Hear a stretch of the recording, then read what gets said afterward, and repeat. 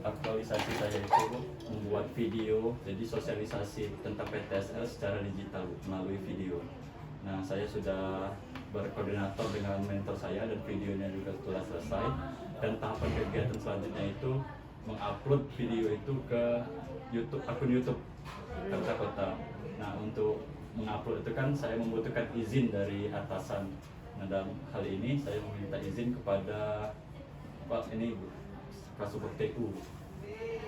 Ini cuma di YouTube aja mau di-upload atau di semua website? Ya, jadi di semua platform, jadi ya di Instagram, di YouTube juga nanti. Diulang kayak ini.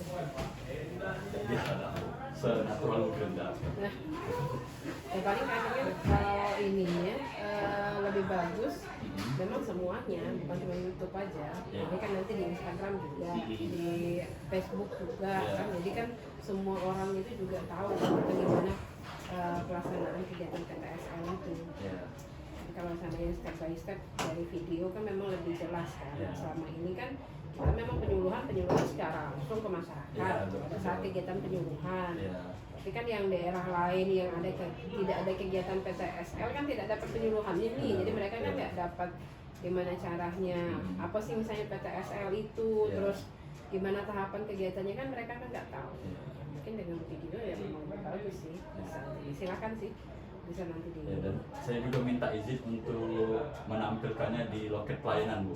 Oh boleh, silakan. Pakai ini kan di layar TV kan? Iya, Bu. Jadi videonya tuh simple, Bu. Kalau mau dibandingkan yang pusat, ya emang jauh kalah. Jadi insya Allah yang videonya itu kayak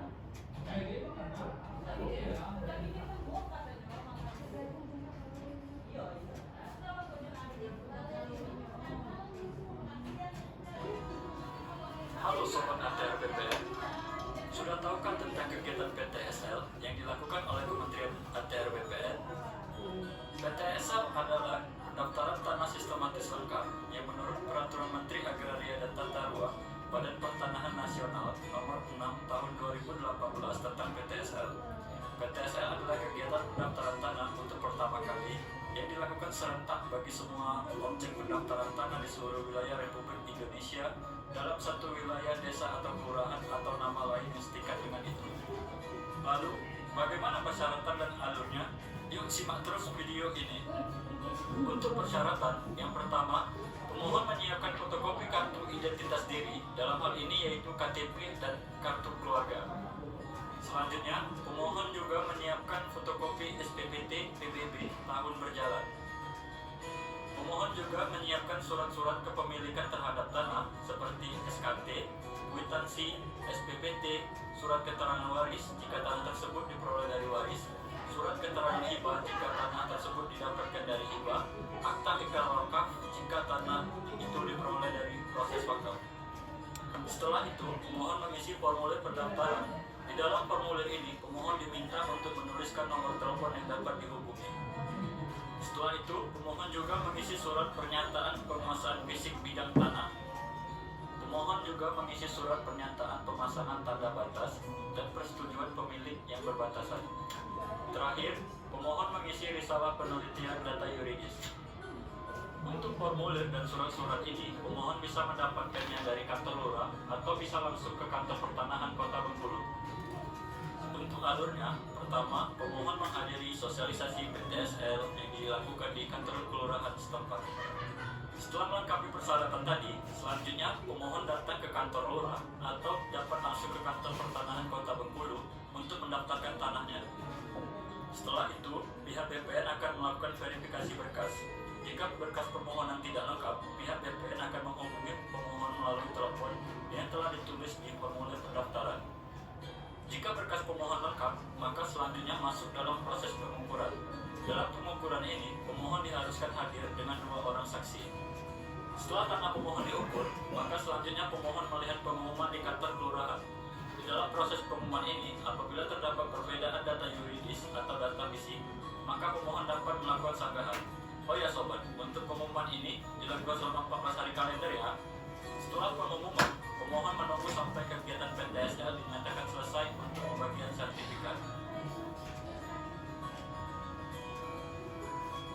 Bagaimana sobat? Apakah sudah paham mengenai persyaratan dan alur kegiatan PTSL ini?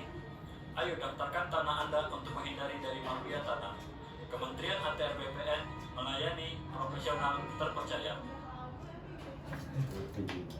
Tadi setelah yang pengukuran ada pemeriksaan tanahnya dulu nggak sebelum ke pengumuman? Apa tadi perusahaannya Ya. dari pengukuran langsung ke pengumuman? Langsung pengumuman. Iya. Nggak ada pemeriksaan tanahnya yang kamu masukkan?